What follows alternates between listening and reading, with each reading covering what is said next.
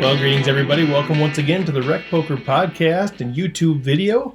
I'm your host, Steve Fredland, and we are sponsored, as always, by Running Aces, Racetrack, and Casino. And this is episode 129, and I'm excited to let you know that we have a special guest on the podcast tonight, and that is Peyton Smith, who is a young Minnesota player. He's actually a college student who plays in his spare time. He's not even quite old enough yet to play in the World Series.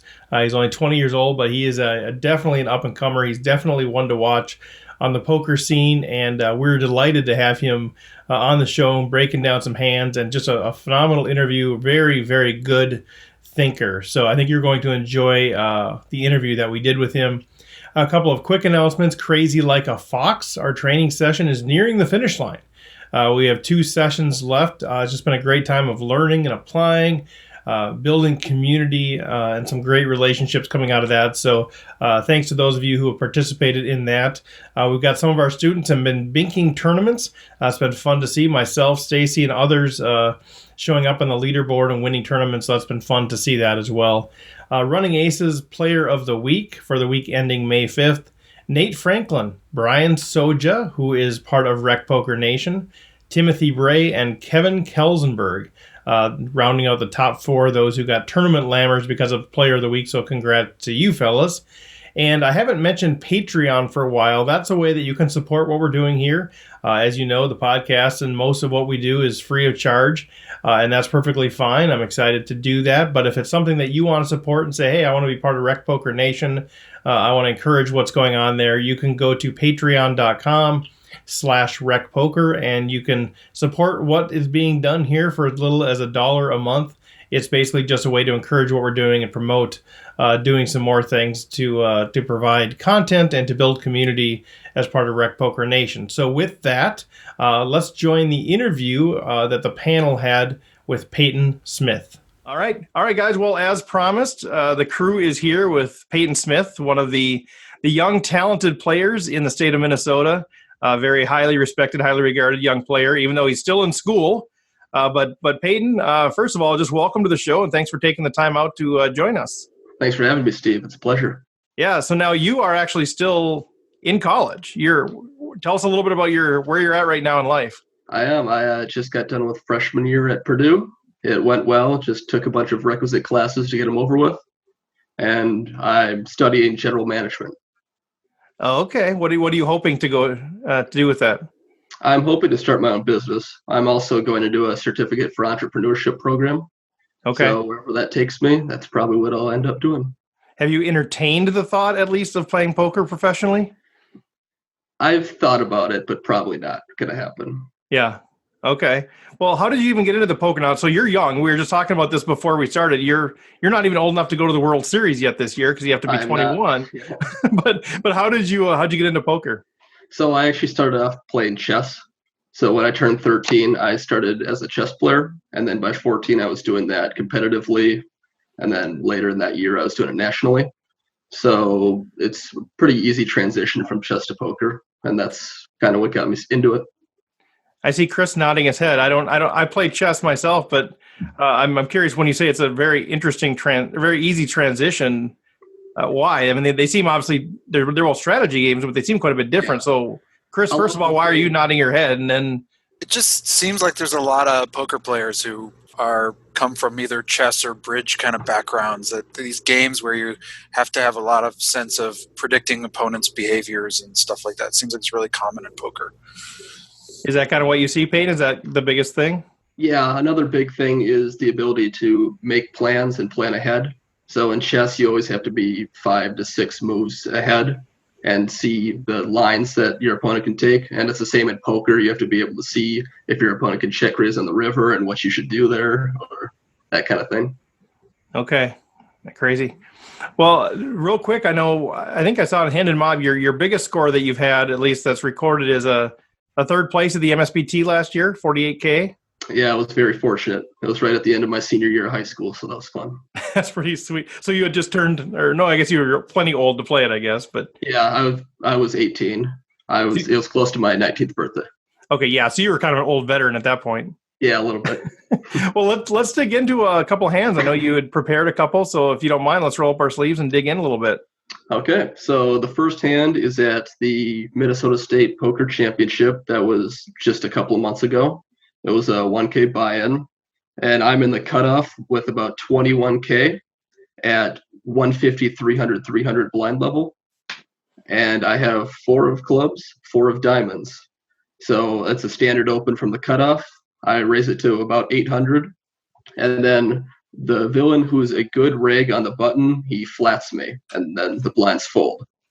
So right away, it's a good rig on the button. I'm gonna want to proceed with caution, really. I'm not gonna try to get exploitative, just trying to play my game. And any questions on the raise size or anything like that? Yeah, so you said what were the blinds? 153? 153 with a 300 big blind ante. Okay, yeah. So just fold it around you on the cutoff, you open, and then the button calls. What was the button stack? You were at 21K. He was at 18K, so a little bit under me.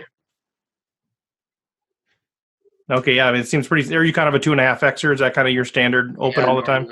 Later in the tournament, I'll go more towards 2X. Okay. Do you vary your open sizes by position at all? Only on the button and small blind usually. So in the button, I'll mix in a min raise up to a 4X, and then the small blind, I'll go anywhere from either a min raise to even like up to a 5X. How do you decide that? Are you just sort of randomly choosing those, or what's your? Is it the player type, the stack sizes? What's kind of? It depends on stack size and who your opponents are. Okay, so what would make you do a 2X on the button versus a 4X on the button? A 4X on the button would be if I'm up against either a bad rig or someone who's not very well experienced, whereas I'll open smaller if I'm up against a good rig or a good player. Is that a pot control thing, or you just think the good players are just going to get rid of their hand if they don't have anything, or what's? I think they're generally going to play more correct ranges, whereas if you open a 4X against a lesser player, they might fold hands that they should be defending more. Interesting. Okay. Do you notice, like, so we're not even in the hand yet, but like the big blind ante, have you noticed anything with that? I know now Running Aces has gone to that for all of their weekly tournaments. I'm a big fan. But do you notice that people are defending more with that out of their big blind because they feel like they've got twice as much, quote unquote, in there and already invested? Or have you noticed? Yeah, I've thought about this a while, but I don't really see the ranges changing much. If anything, they get a little bit looser, but I wouldn't say it's too noticeable. Yeah, that's kind of my thing too. It does seem like the people that do, they'll be like, I already have 4K in when the blinds are at 1-2, so they'll say it, but I don't know that they're actually defending more or not. Okay, guys, any questions on that? The kind of the 2.5X in the cutoff with pocket fours. All right, standard. Okay, so the flop comes down. We have 4 of clubs, 4 of diamonds. The flop comes down, king of diamonds, 4 of hearts, 8 of clubs. So we flop a bottom set, and I standard continuation bet for 800. The pot right now is 2350, so I bet a third pot because it's a dry flop, and it should be hitting my range a lot more, and my opponent calls on the button. Yeah, and so in there, so your continuation betting, just because if you check, it looks fishy. I assume a little bit. Plus, you're trying to build a pot. I'm continuation betting because the king high dry flop hits my range a lot more than my opponent's, because I have all the ace kings in my range while he won't, because he'll be 3-betting those pre. And then I bet a third pot because not a lot of hands are going to continue. You just try to get a hand like queen jack out of there. And are you continuing with all dry flops? I mean, like king 8-3, are you continuing here? King 8-3, I am continuing with my pocket fours, yeah. Now you flopped a set here, right? Just to be clear. I did flop bottom set, yeah. Okay, and your third pot bet size, I think for a lot of recreational players, they think, okay, I want to bet small because I want to get them to people to stay in. But really, what your bet sizing is really a function of the flop texture, right? Yeah. So I'm not going to be betting more here with a king or anything. I'm going to be betting the same amount with my entire range usually. And that's just dependent on how the flop hits my range and if their hands can continue on it more or less. Yeah, and just to be clear, like you would, obviously you're not giving away all your strategy and you'd like to mix it up a little bit, but you have ace queen here, you have pocket fives here, you're continuing because, again, not because your hand hit the flop, but because it's better for your range versus your opponent's range. Yeah, I'm going to be continuing with most of my hands that raise pre on this flop because it's just so much better for me than my opponent. Yep. And if this was a I guess a wetter texture sort of flop where you still flopped a set, say sort of a king of clubs, queen of clubs, four of hearts. Okay, then you beef it up a bit. I'm definitely c-betting, and I'm beefing it up to probably about 1,500. Okay, so about 2/3. Yeah, either half to 2/3 is fine here. Yep, and that's true whether you hit or not. Whether I hit or not, yeah. But Yep. I'll be a lot more selective with my range the wetter the board texture is. Say more about that. So it's pocket threes or something you might choose to just check here. Pocket threes, I might check if the board is king of clubs, queen of clubs, four of hearts, because my opponent would then continue with even jack tens. He might continue with jack nines. There's just a lot more hands that he'll continue with that pick up equity. Whereas on a king 8-4 rainbow board, he's not going to continue with those hands. Yep. Okay, so are you kind of be in give up mode in pocket threes? You just check fold. Yeah, probably just check fold. Yeah.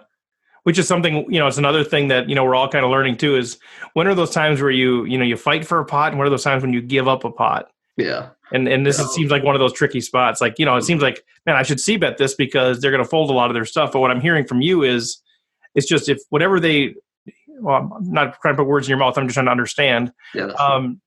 Whatever they're defending their button with, when it's king 8-4, obviously less of that range hits that, versus king queen 4, a bigger chunk of their range hits that. So that's where it's just much more likely that they hit the flop or that they're going to continue.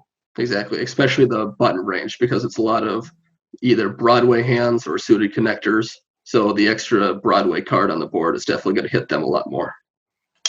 Yep.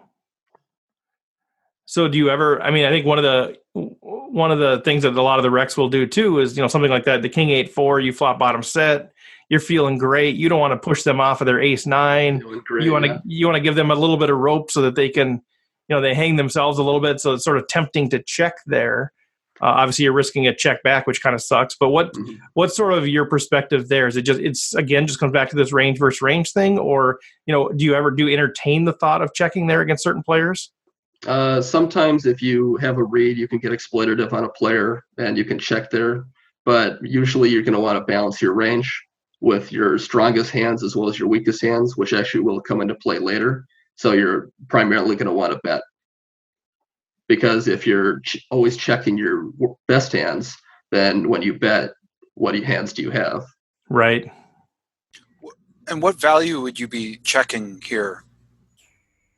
What do you mean by that? So, like, if you're not checking your sets, like, what kind of value could you show up with if you checked this flop instead of continuation bet it? Would you be checking back like a king here, or? I think you could definitely check top set. So kings here is a good check a lot of the time because your opponent's less likely to have a king to continue.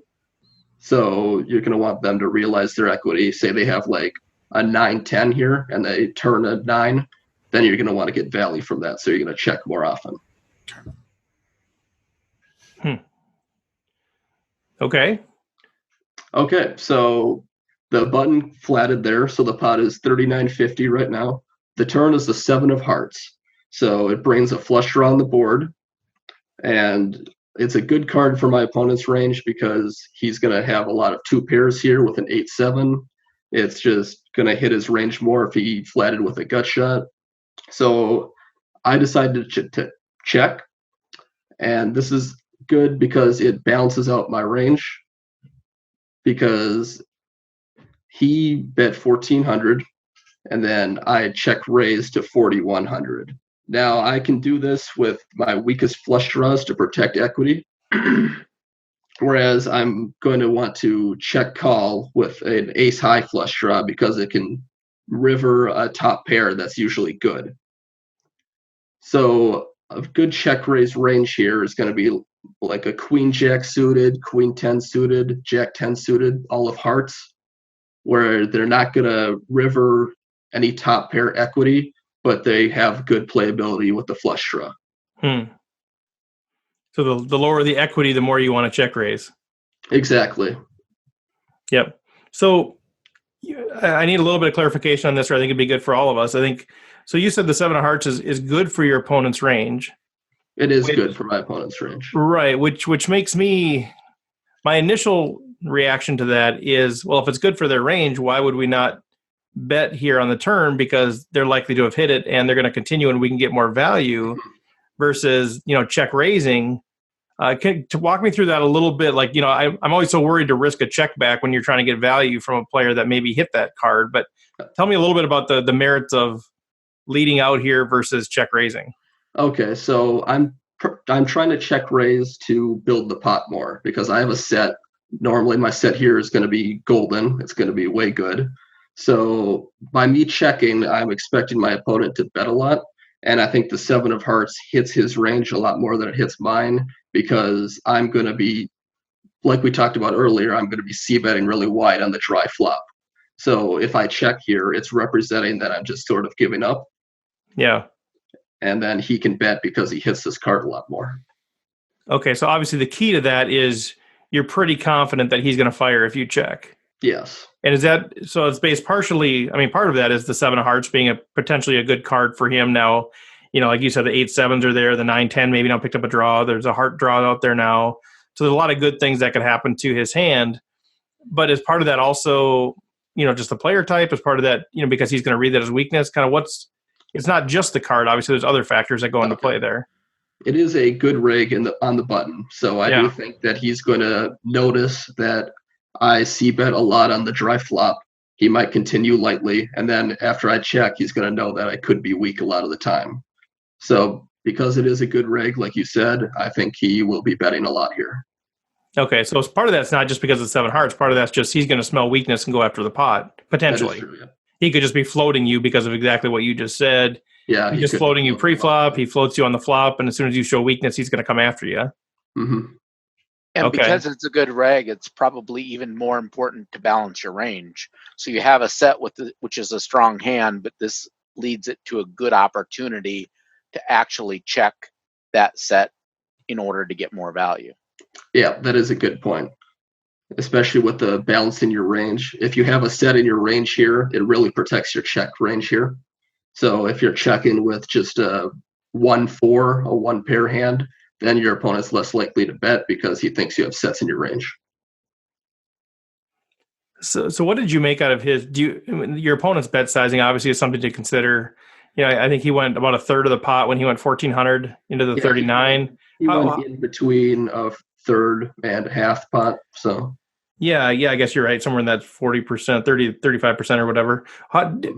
Do you do anything with interpreting that at all, or do you just see that as he just taking a stab, or like how do you? Versus say he had gone 2,800 into the 39. How do you view those things differently? I don't read too much into that. I think betting 40% to half pot here with any king is standard. You can even do it with hearts. So I don't really read too much into the difference of 1,000 there in the bet size.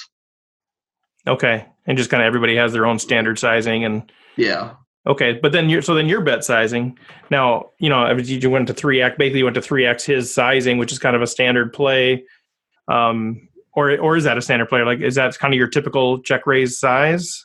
Normally I would go a little bit bigger, but because he has exactly pot behind when I bet 4,100, it's setting up for a polarized river shove. Genius. Okay, there's your chess playing ability, right? It's pretty much, yeah. So is that sort of instinctual now at this point that you're so familiar with the stack sizing thinking head that you're thinking, okay, as you're deciding, okay, I'm going to check raise here, and you're deciding somewhere between, I suppose, 3,000 and 6,000, whatever that that check raising sizing might be. Mm-hmm. There's a number of factors I'm sure that are just going through your head automatically in terms of trying to get value and blah blah blah. Yep. But this idea of thinking about his stack size and saying, okay, the right number is 4,100 because that leaves a pot size bet behind. Is that just naturally happening now at this point? Or are you actually, sort of working through this almost like a checklist on your mind of something you have to consider? Yeah, I wouldn't say it's natural. I'm definitely thinking about how much is already in the pot, how much I have to make it so that he has pot behind. It's getting to be more natural, I will say that, but I'm definitely thinking about all these numbers on the spot. Yeah. Okay. Guys, any questions on that or comments on that? Okay, so you check raise to the 4100. What's their action? They called the 4100. Just flatted. Okay. They just flatted. That is that interesting to you at all? I mean, because I think I guess if I'm them and I don't think you have it, quote unquote, I think you're probably check raising like draws, some sort of draws. And I'm a little surprised they didn't just get it in there, or am I thinking about that all wrong? Kind of what do you make out of their flat? You're going to want to be flatting with all of your best hands because you want to keep your opponent bluffing. So if I have hearts here, I'm going to be firing the river no matter what it is usually. If you have hearts, yeah, okay, your opponent. So if he has a king here, he's going to want me to keep bluffing, so a flat is definitely good. Okay, so when he does just flat, you obviously put him on. He's no longer on a draw, in your opinion, then? He's got a good hand. So he could have a draw.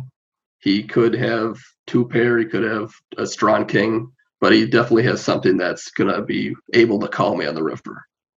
Okay, so you think his entire range, he's either folding or flatting there? Yeah, I would say most of his range is flatting there. Because he really doesn't have any fold equity anyway, right? If you have a big hand. Yeah. Or a decent hand. In part, he doesn't have fold equity, and what is he really representing if he jams here?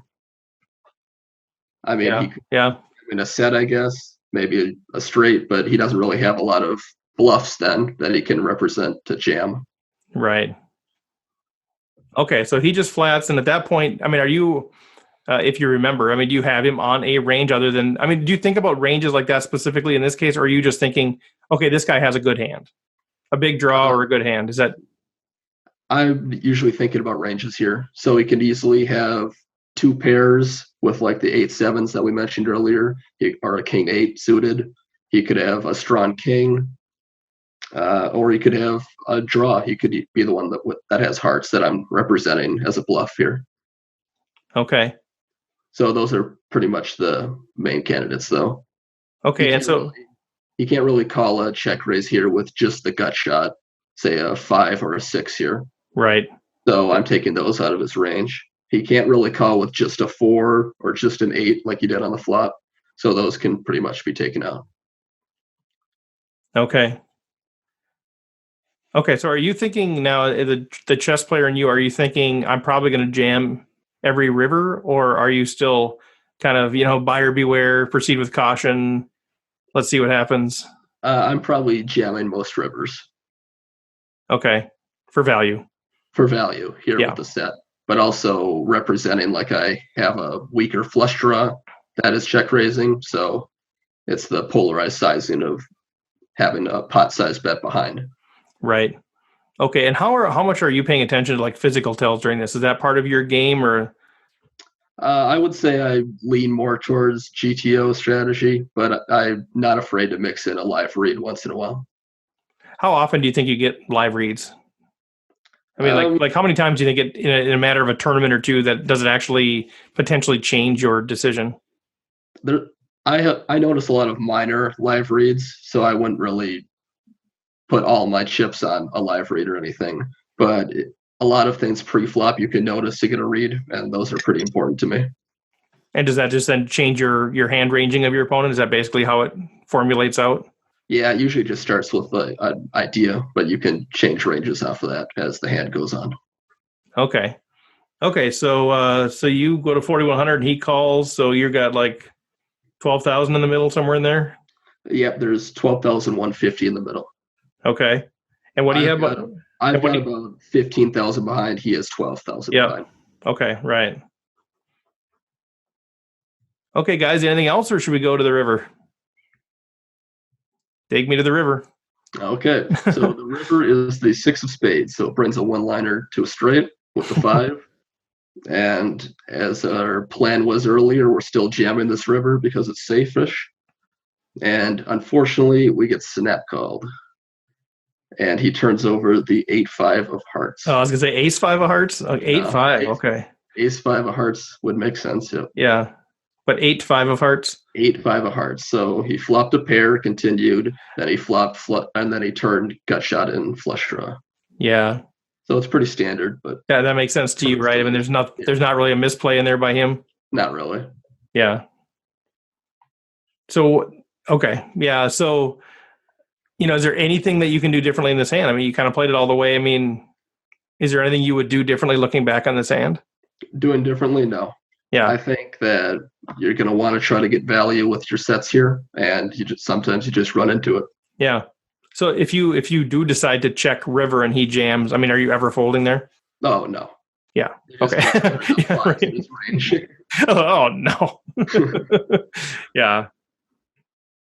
Okay. So is there anything that you can even learn from this hand other than just kind of run into it? Because this is one of the things that rec players I think really struggle with. The ones that especially the less experienced players that I run into, is they see something like this, and first of all, the other player's an idiot. Because he had 8-5. They don't think through. They don't think through every step of the way, and that actually was good decisions by them all the way through. I mean, you could argue the 8-5, on the button defending, but I think part of that is floating and that sort of thing too. Yeah. And secondly, they're just how unlucky they are, or they start thinking of themselves as some sort of an idiot that they lost, most of their stack on something like this because they become so results oriented. Yeah. Like what's kind of your lesson overall that you can relay to the rec player on this one? I would say that you just have to have a plan through the whole hand. You just have to follow your decision making, and sometimes you just run into it. Nice. I like it. So when you flop a set here. Yeah. I mean, obviously everything changes with bet sizing and everything changes with the cards that come out. But I mean, how far are you actually thinking this through all the way to the river at that point, thinking, here's the line I'm going to take. I'm going to plan on, betting flop, check raising turn, and jamming river. I mean, are you actually thinking that that's my most probable line? Or yeah. Really, you're already thinking through every street. Mm-hmm. And how do I get it in here by the river? Yeah, I'm always thinking about how I can get max value. So you're definitely going to want it. The blinds are still low. We were playing 153, I think. He was 60 big blinds deep. Yeah. So you're going to want to check raise in there somewhere. If you just bet, you're not getting all the chips in the middle. That's interesting. Yeah. Well, because I think one of the things that, I've been trying to work on a lot is how do I get value from the big hands? And it is tricky because maybe it's just the tournaments I play or something, I don't know, but there's so many times where, in this exact situation, the turn will go check. And maybe I'm just not finding the right situations, or I'm not looking at the ranges the right way as far as, the 7 of hearts was a good card to check raise on. But I feel like I'm so worried about risking a check and losing an entire street of value rather than, trying to get an additional street of value that I end up losing value on those hands. Oh, okay. So fix my game, Peyton. But how do we balance that? Like, are there turn cards, maybe besides the 7 of hearts, are there turn cards that you would recommend just going bet? I think, say the turn is a deuce of an offsuit deuce, so a deuce of spades. Then you're not going to have any bluffs really, so you don't have to balance your bluff range on the turn. So then you can just go for bet. But on the 7 of hearts turn, you're going to want to double barrel with all your heart combos that don't have an ace in it. So then you're going to need to find some value hands so you can balance it with.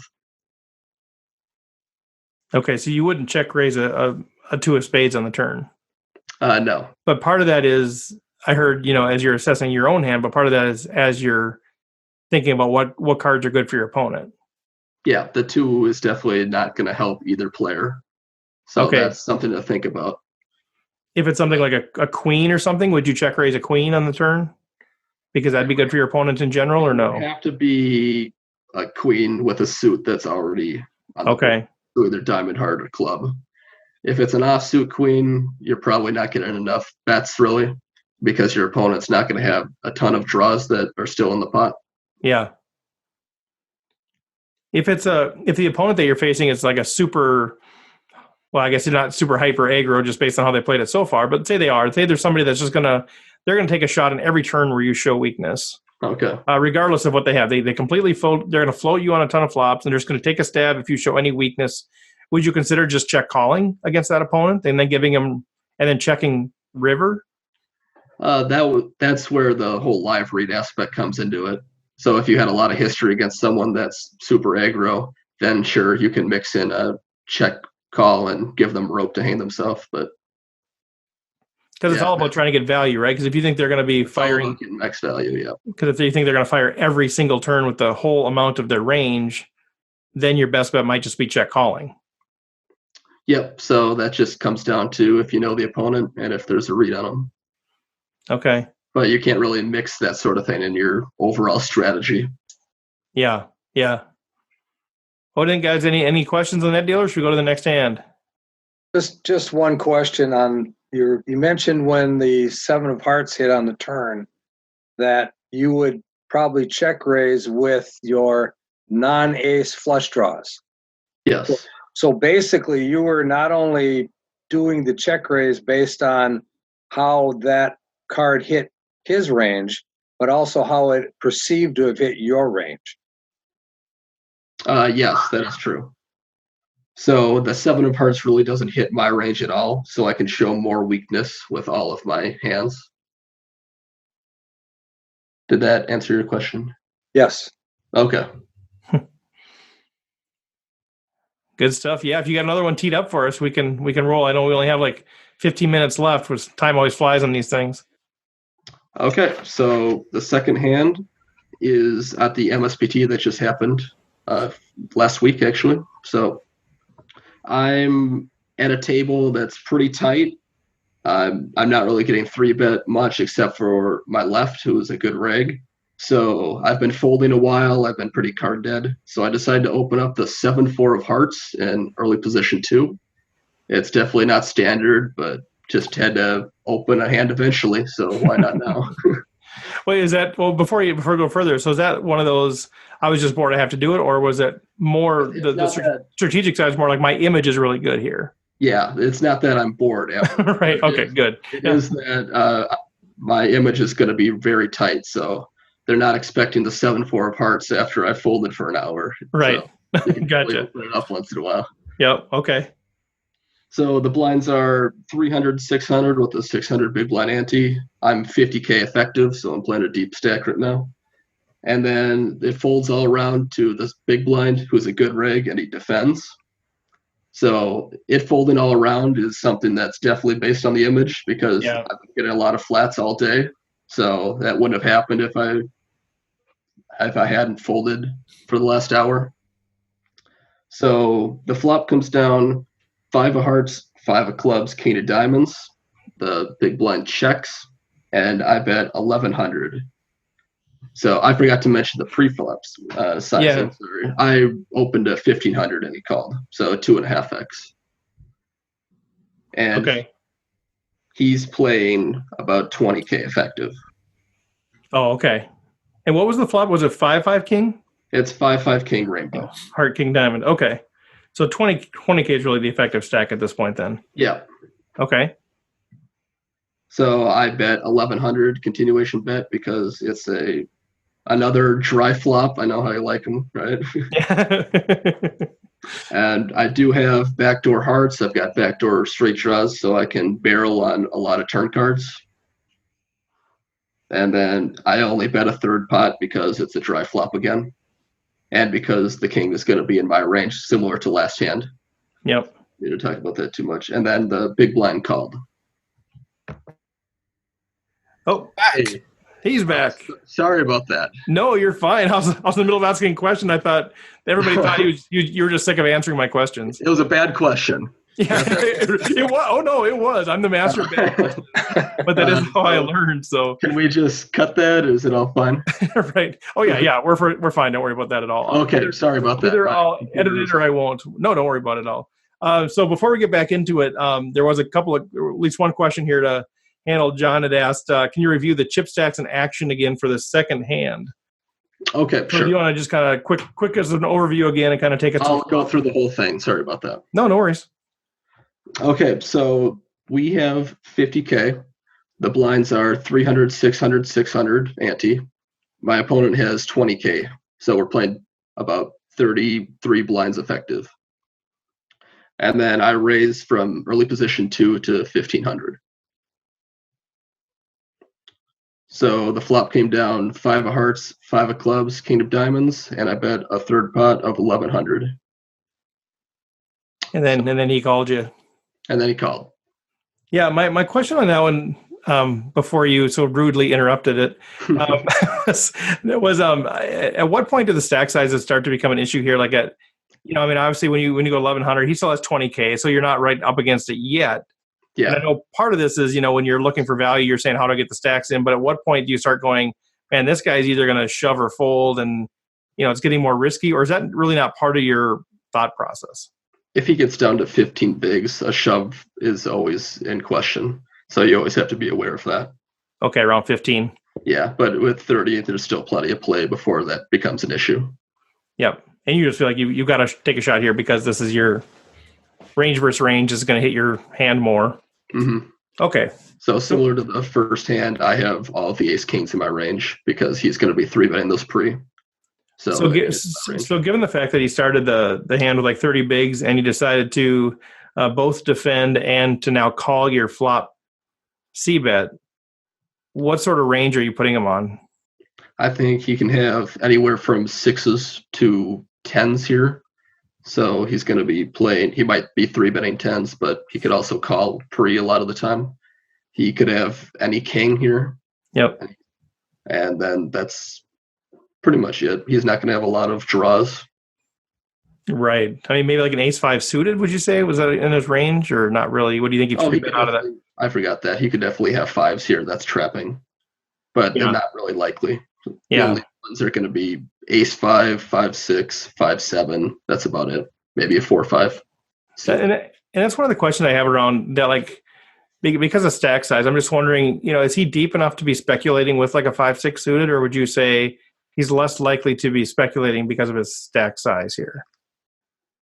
What do you mean by that? Sorry. Well, I mean, some of the training that we've been going through and trying to learn a little bit is, at some point it's hard to speculate. Once you have kind of the rule of 5, rule of 10, where you really don't want to set mine when you're down to 20 bigs or whatever.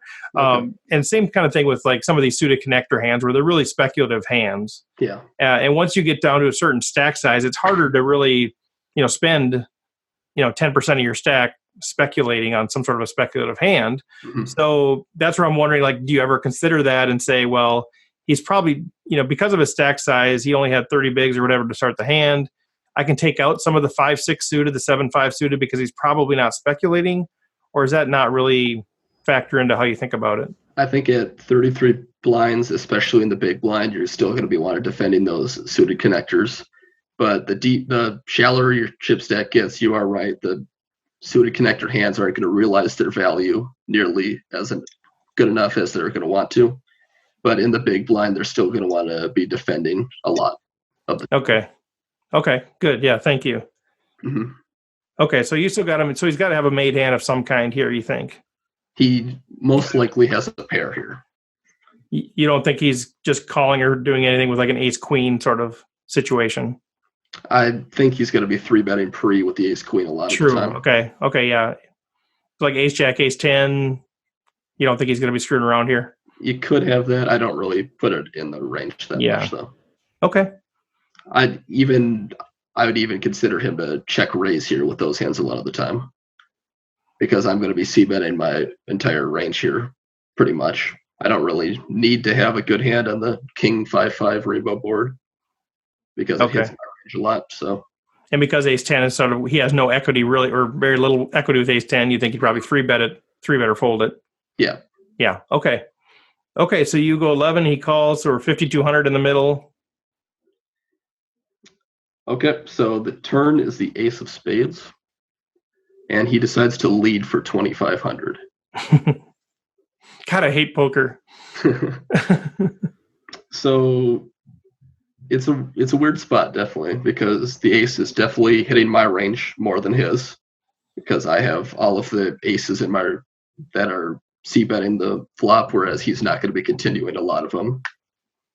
But we mentioned, I guess he could have an ace-jack that calls, right? But I'm not really putting it past him that much.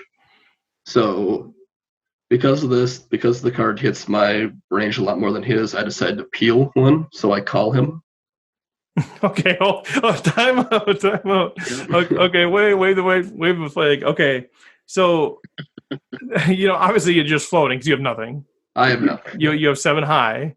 Yep. And okay, logically here, I'm not a chess player, Peyton, so bear with me. Okay. So you're thinking through it hits your range better than his range. So my initial reaction to that is, well, he's probably got a 5 because now he thinks I hit the ace and he wants to start getting it all in. Mm-hmm. But your reaction is saying, I'm going to peel because now it looks like I could easily have the ace and now I can represent the ace if he shows weakness on the river. Is that kind of the idea? Yep, that's the idea. Okay. Because with a 5, the pot is going to be 11,000 after I call. So he's going to have pot behind. He's going to be shoving a 5 all of the time, right? Yeah. Okay, so that's the anticipation there. Like, so I'm thinking, okay, it could be a 5 that he's doing this with. Yeah. But I'm just thinking at that moment, not realizing that, well, if it's a 5, then he's going to shove the river and then I can just fold and not have a problem. You're thinking there's a decent chance that I could actually steal this pot on the river. Yeah, so at this point, he either has a 5 or he's turning 6s through 10s into a bluff. Because I don't really think he has an ace, as we talked about on the flop. Because he'd probably check an ace too, wouldn't he? He'd probably check, call, or check raise it, yeah. Yeah, okay. So it's a little bit strange to do it with an ace. Okay, so we're riding 7 high here to the river. 7 high is going to see a river card. What do you guys think? I'm so curious where you guys are at with this deal. I think I fold. I'm so, yeah, I believe that he has an ace, and I'd probably fold. Yeah. I don't know how I could possibly do anything that would convince him that I had a better hand than him. Yeah. No, that's Peyton, and this is why it's so good, man. That's why we like the interactive sort of stuff, because we're all kind of learning as we go here. Chris, John, Stacy, thoughts? I love it. I love the logic here. I would never do it, but I love it. Like, I would be too like, oh man.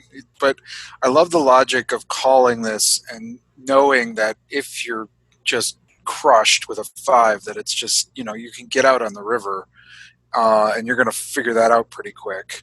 Yep. So yeah, I think it's very, very interesting play. John? I like the play as well, but I think this goes into the bucket of, these are professionals. Don't try this at home. And I know because I do try this at home, and my problem is it's a very fine line when you're able to make this play and it's not just spewing chips off. And I don't know that I have that line defined well enough in order to incorporate this type of play into my game. Or I do incorporate it, but I don't think I do it well. I think it's a losing play for me. But I still like the play, and I think this is the type of thing that separates your normal player from the great players. That's well said. So, Peyton, can I ask a question about this too? So, sure thing. What rivers here are you hoping for? Like, what are you hoping for that you think is going to like keep this going for you? Well, I would love a Broadway card, so 10 Jack or Queen, because that's even harder for him to represent now. Anything under the 5, so Deuce 3 or 4 is good for me. So basically anything where he has the chance of rivering a set on me, so 6s through 9s, that's probably not the best. But I think his range is still pretty much going to be shove or fold on the river. And Peyton, a question just came in from Eric Anderson. What was the buy-in of this tournament? Are these? Would you consider these thinking players? This is the MSPT, right? This was an MSPT, yeah. So 1100. Definitely thinking players. Yeah. The button on the big line. I like that question, Chris, a lot. Like, what are you hoping for? I guess if Peyton, if you're ranging him kind of 6s through 10s, I guess that's any of those cards that are kind of danger cards. He could also be doing this with a king that's just trying to get to showdown. So by betting small in the river. Just blocker. Blocker bets, yeah. So are you when you float here, is the plan to shove river if he checks, or is the plan to shove river? Yep. And represent the ace the whole way. Yeah. And what if it is a little blocker bet? Well, we'll have to see on a river. Oh, okay. I want to give a shot at Taylor or Stacy. Any thoughts on this one or questions? Yeah, Peyton, I was just going to check. What do you? Maybe you've touched on it. What do you think he's got you on as far as range? Do you think he really got you on the ace here? No, I don't think he's putting me on an ace, because otherwise if he has the 5, he might do this, but otherwise I don't think he'd be doing this. I think that I'm c-betting a lot of my hands on the flop, so I could pretty much have any pair, most suited connectors, suited broadways, so I think he's putting me on a lot of air here. Okay, so he's thinking he's ahead right now. He's thinking he's ahead, and he's trying to bet out of my equity. Okay. So if I have a queen jack here, he just wants me to fold. I got you. Taylor, do you have anything at all, or otherwise we can go to the river? I guess my one quick question is the stack size really here what dictates this play, where if he had more chips than this, you wouldn't be looking at kind of floating the turn to field any sort of river bets or represent anything on the river, or is stack size not as relevant as I think it might be? That's a really good question. So the stack size is the only reason I'm doing this play, because with his stack size of about 13,000 behind, he's going to be shoving or checking pretty much all of his range, you would think. So if he shoves, you just fold, and your play didn't work, but that's fine because you got out of there cheap. And then if he checks, then that's when you can make a play. So if he has about 40K behind here, he's going to be betting 10K, but he can also do that with bluffs.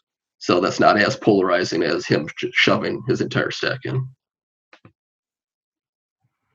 That's good. All right, we'll get you to the river here. We're almost out of time. Okay, so the river is the 10 of clubs, so it's a favorable Broadway card for us, as we talked about earlier. And he decides to lead for 5,000 with 95 behind. So it was the lead blocker bet. You just gave Chris Jones a headache. Okay, so I'd say 97% of recreational players, myself included, that I know of, are probably just going to give up here. Mm-hmm. I have a feeling that's maybe not what happened, but so how do you interpret? How do you interpret that? Because you could look at that and say, boy, he's just trying to get any value. I mean, he should shove because it looks fishy. This is just clearly a value bet. He wants to get something out of his full house or whatever. But what do you make? What do you make of those small bets like that? I'm seeing this as it can't be a 5, and it's probably a king. Because if you have a king here, you're not going to want to check and then have me shove and then have a tough decision. So you're going to want to try to get a blocker bet in and just bet half pot. So you interpret this as I'm trying to get the showdown as cheaply as possible, and a check isn't the way to do that. A blocker bet is the way to do that. Yeah, that's what I'm pretty much interpreting it as. And so you don't really want to deliver that good news, I guess. I did not, so I decided to jam in the rest. So he's got about 10K behind. I jammed it in, and he tanked a while, but eventually folded it. Wow. I mean, is that, but okay, so this is where the emotional side of the game can get the best of a lot of us. Mm-hmm. You know, we're sitting there on the river sweating. Do I have the balls to do this? Sorry, do I have the guts to do this? I'm guessing with you, though, it's a logical decision that was made at least on the turn, if not on the flop, on kind of what you're going to do here. Is that accurate, or do you get into the emotional side of this, or is it just this is a chess puzzle that I've already figured out how I'm going to play this, and I just have to actually do what I've already committed to doing in my brain? Yeah, so on the flop, I'm just c-betting. But as on the turn, after he leads, that's when I'm definitely starting to put my plan together. It's not based on any emotion, really. It's definitely just a thought of plan. Because the lead is strange. It's not something you see a lot, so you got to adapt to the situation and think of a plan. But I think, I think that's great. And I think it's the prior planning, right? It's saying, on the turn, here's my plan. My plan is coming together. I'm looking for this sort of a card or whatever. So then when you get to the river and you're facing that blocker bet or you're facing the check or whatever it is, you already have decided what you're going to do, so you don't need to be emotional about it. You've already made the decision. Yeah, exactly. Versus I think some of us are kind of caught up in that, like, okay, here we go. And I think that shows to our opponents and all of those things. I will say that the lead, I wasn't anticipating it as much. I was expecting either a check or jam. But the lead, it kind of changed my plan a little bit, but not really, because I'm still going to jam it. It's just a different line that I wasn't thinking was going to be too likely to happen. Right. And if he bets more, if he bets like half a stack, I assume then you just fold because you assume no fold equity there? Yeah. You can start to make those reads as he puts more of a stack in. Yeah, or at some point there's some number where he's not going to fold. Mm-hmm. I think he's a good reg, so I don't think he's going to be putting more than half a stack in here without just shoving it in. Right. Guys, any Chris, did you have something? Well, yeah, I'm just curious. I mean, you said you kind of totally wrote off having a 5 here, but I have seen, especially a good reg, I have seen good regs sort of do this kind of bet to try to induce somebody to shove on them. I mean, did that? How do you decide that there's no way he's got a 5 here, or is it just like there's too much here, I just got to go for it?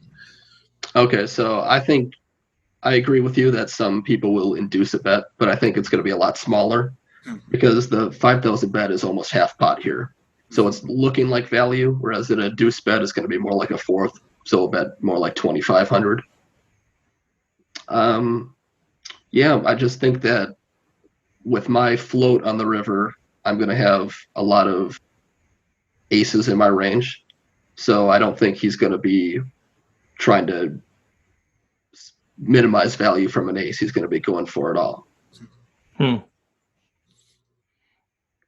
Any other thoughts, comments, guys? We're a little bit over time, but any kind of final questions for Peyton? Otherwise, yeah, Peyton, time just flies by. We did have one question that came in. Eric had asked about what sort of your study method or your sources of study, whether it's books or online, or how do you prepare off the felt? Right now I'm using Razor Edge. It's an online training software. Who is that? Who is that by? It's by Ben CB. He's kind of like one of the best crushers online right now. Okay, so did you kind of go through the process of looking at a number of them, or how did you get connected with that site? It's pretty much the only one I've looked at. Okay. It's been good, so can't complain. All right. Well, any final words of advice to the recs that are out here just trying to get better? I mean, so we've got our audience it's pretty vast as far as where people are at, but we got people that are playing home games, we got people that are playing barley games, people that are just starting to get into the casino, some are online, and then we got all the way up to people playing the 1100s and beyond. But I think the common thread that we have is we're all trying to learn the game together and kind of learn it in community. But what advice would you have, whether it's either strategy wise or how we learn the game wise or whatever, to keep growing our game? Okay, I would definitely say good bankroll management is a priority. And then for strategy wise, it's just making your plan, trying to follow it through, and then adapting if it doesn't come out the way you want it to. Love it. Peyton, thank you very much. We very appreciate the conversation. Thanks for having me. All right, take care, man. We're gonna hang on here, so feel free to check out at any point in time. We're gonna continue the conversation. Okay, thank you. All right, see ya. Bye. Yep. All right, guys. Well, what'd you think? He's got a bright future. He's a smart kid. No kidding. Yeah. No kidding. Anything? Stacy's giggling. Anything stand out specifically? Just the way he read, the way he read his opponents as to what they would do, and like on the turn when he bet out when the ace hit. I mean, I'm looking at that like, oh shoot, he's got an ace, and then I'm just getting out of there, right? Right. And in his mind, he said, well, we said he didn't have an ace on the flop, so because he wouldn't have called that bet with just an ace, so you can't add range back in after you've taken it out.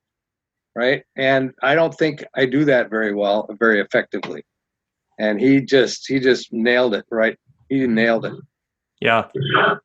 I think it goes to he looked at the situation dispassionately, looked at the range he put the opponent on, and as long as he continues to trust that, he went through with his read and his play. I don't think I would have been able to do that, because the king comes, that's one overcard, and people love to call with kings. Now the ace comes, that's another overcard. People love to call with aces.